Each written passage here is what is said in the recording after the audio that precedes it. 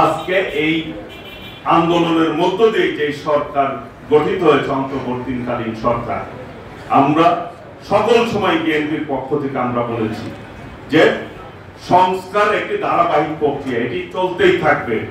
যত তাড়াতাড়ি সম্ভব বাংলাদেশে একটি নির্বাচনের ব্যবস্থা করা, নির্বাচন যত দ্রুত সম্ভব রোডম্যাপ যখন ঘোষণা করা হবে তখনই কিন্তু এই পরিস্থিতি কিছুটা হলেও নিয়ন্ত্রণে আসবে।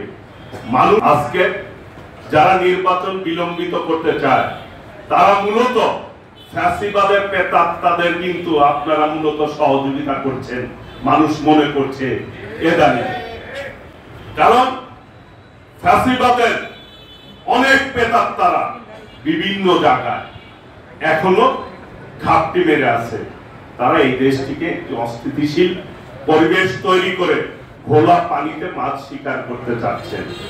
আমি মনে করি যত দ্রুত সম্ভব নির্বাচন হলে এই দেশের পরিস্থিতি তত বেশি উন্নতি হবে। আজকে আমাদের একজন শিশু ধর্ষিত হয়েছে, আজকে বিভিন্ন জায়গায় অস্থিতিশীল পরিবেশ হচ্ছে, খুন খারাপি হচ্ছে, মারামারি হচ্ছে। নির্মাণ কাজেও আমি বেছে নেই CSRM TMT 500W, committed for better still। এই সরকার সঠিকভাবে কিন্তু দায়িত্ব পালন করতে পারছে না, পদে পদে ব্যর্থ হচ্ছে। আব্দুল্লাহ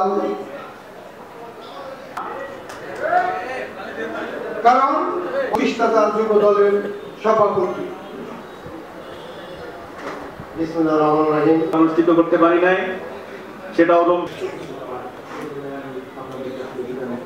ফেরত মুক্তিযোদ্ধা ছিল প্রথম যখন আমি বক্তব্য দিতে না পারায় দুঃখ প্রকাশ করছি এবং আমরা ধন্যবাদ।